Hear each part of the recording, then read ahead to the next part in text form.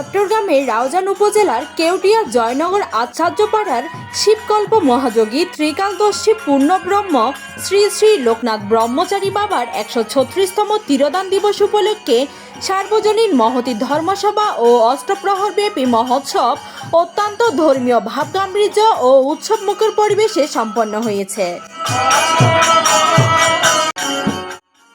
গত ৩ ও ৪ জুন বুধবার ও বৃহস্পতিবার ২ দিনব্যাপী আয়োজিত এই মহোৎসবে দূর দূরান্ত থেকে আগত হাজার হাজার নারী পুরুষ ভক্ত, অনুরাগী ও ধর্মপ্রাণ মানুষ অংশগ্রহণ করেন। অনুষ্ঠান উপলক্ষে পুরো এলাকা ভক্তিময় পরিবেশে মুখরিত হয়ে ওঠে। অনুষ্ঠান মালার মধ্যে ছিল মঙ্গল প্রদীপ প্রজ্বলন, শ্রী শ্রী লোকনাথ বাবার পূজা, ধর্মীয় আলোচনা সভা, সাংস্কৃতিক অনুষ্ঠান, গঙ্গা আহ্বান, শুভ অধিবাস, শ্রী শ্রী তারক ব্রহ্ম মহানামযজ্ঞ সংকীর্তনের শুভারম্ভ এবং দিবারাত্রিব্যাপী অন্নপ্রসাদ বিতরণ।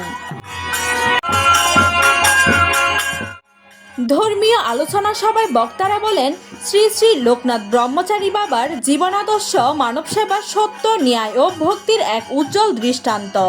তার আদর্শ অনুসরণের মাধ্যমে সমাজের শান্তি, সম্প্রীতি ও মানবিক মূল্যবোধ প্রতিষ্ঠা সম্ভব।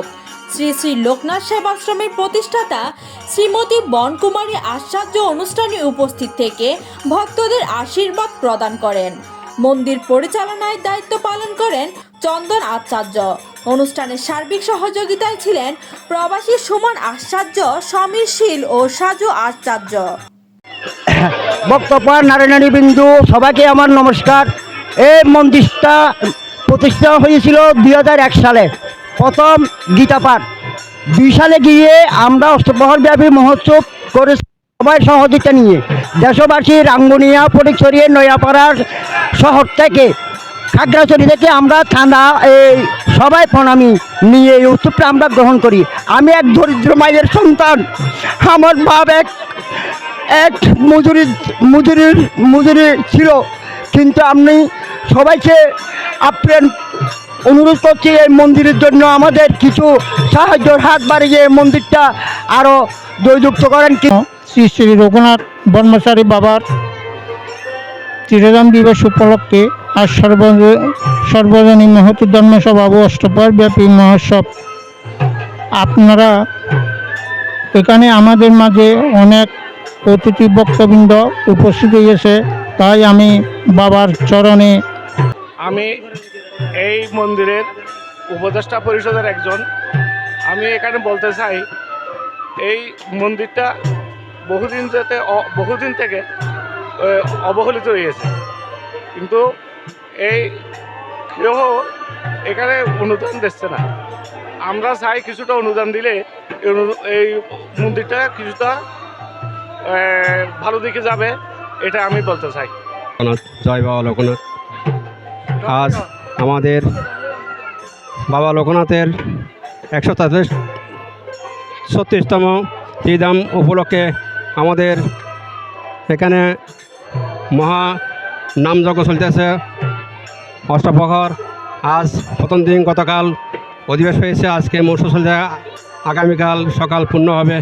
আমি বেশি কিছু বলবো না। আমাদের মন্দির উন্নয়নের জন্য আমি সনাতনবাদীদেরকে সরকারের কাছে আবেদন করতেছি। আমরা মহোৎসব সফল করতে কার্যকরী কমিটির সভাপতি মৃদুল চন্দ্রশীল, সহসভাপতি সজল শীল ও উত্তম মজুমদার, সাধারণ সম্পাদক লিটন পাল, সহ সাধারণ সম্পাদক বিকাশ শীল ও জয় আচার্য, অর্থ সম্পাদক জনি আচার্য, সহ অর্থ সম্পাদক টিটু শীল ও বাপলা মজুমদার, সাংগঠনিক সম্পাদক সমীর শীল, সহ সাংগঠনিক সম্পাদক নারায়ণ আচার্য, সাংস্কৃতিক সম্পাদক রুমেল শীল, সহ সাংস্কৃতিক সম্পাদক নিশান শীল, প্রচার সম্পাদক তাপস শীল সহ কমিটির অন্যান্য সদস্যবৃন্দ গুরুত্বপূর্ণ ভূমিকা পালন করেন।